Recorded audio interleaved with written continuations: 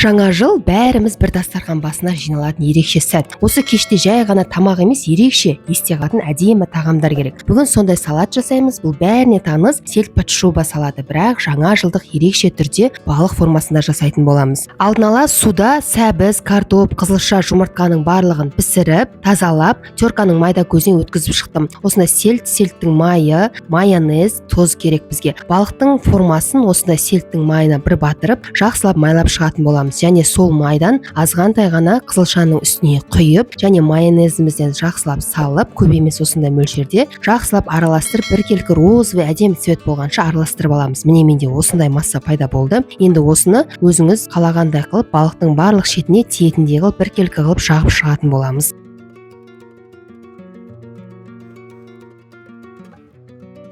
Сельдь-под-шубаны әр жылы бірдей қылып доп-домалақ пішінде емес, ерекше форматта балық пішінде жасасаңыз, келген қонақтардың барлығы сізден рецепт сұрайтын болады қыздар. Міндетті түрде жасаңыздар, менің арнама тіркеліп кетуді ұмытпаңыздар.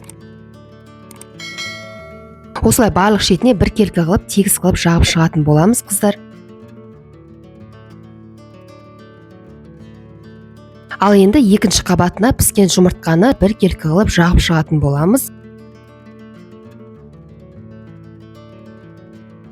Өзіңізге қалай ыңғайлы, солай жасағандарыңыз дұрыс негізі. Қолыңызбен бе немесе қасықпен ба? Маған осылай қолмен жасаған ыңғайлы, сол себепті барлығын біркелкі қылып қолыммен жағып шықтым. Осылай бір тегіс қылып, жаңа маймен сырғанап кеткендіктен, қазір жұмыртқа екеуі араласқандықтан біркелкі масса болды, сонымен жоғарғы жиегіне дейін көтердім. Енді майонезді жақсылап барлық шетіне біркелкі қылып жағып, үстінен осылай қасықтың жәрдемімен біркелкі қылып тегістеп шықтым.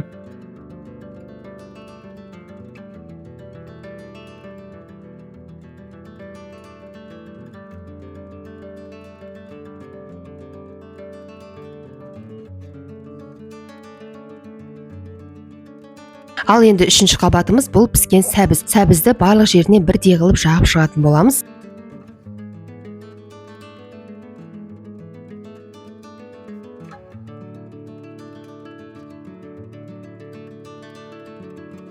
Сәбізден кейін әдеттегідей майонезбен барлық шетіне жағып шығамыз.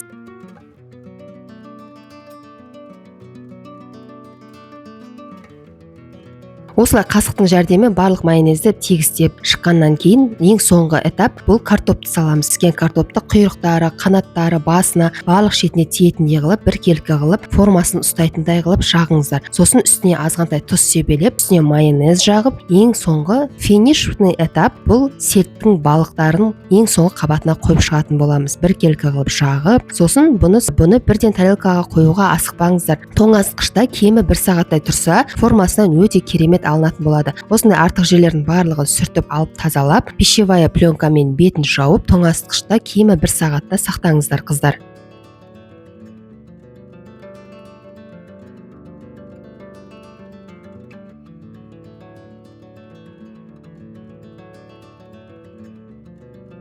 Мен осындай тарелканы пайдаландым, әсемдік ретінде осындай салатный листьяларды пайдаланып пісеп шықтым. Мінекей менің сельдьім дайын болды. Артық жерлерін осылай барлығын бір тегіс қылып реттестіріп, екі шетті де кішкене көтеріп, осылай төңкеріп алатын боламыз. Қазір сельдь-под-шубаның балық формасында салатым дайын болады. Түрі өте керемет болды, аппетитный болды қыздар. Міндетті түрде жаңа жылыңызда осы салатты жасаңыздар. Мінекей көздеріне мен қара бұрыштың үлкен түрін пайдаландым, ірі қара бұрышты. Артық жерлерін осылай кішкене қасықтың жәрдемімен тегістеп жіберіңіздер. Салатым дайын болды. Сіздерге қалай 1-ден 10-ға дейін бағасын беріңіздер. Каналыма тіркелуді ұмытпаңыз. Сіздермен бірге болған Мадина. Назарларыңызға рахмет.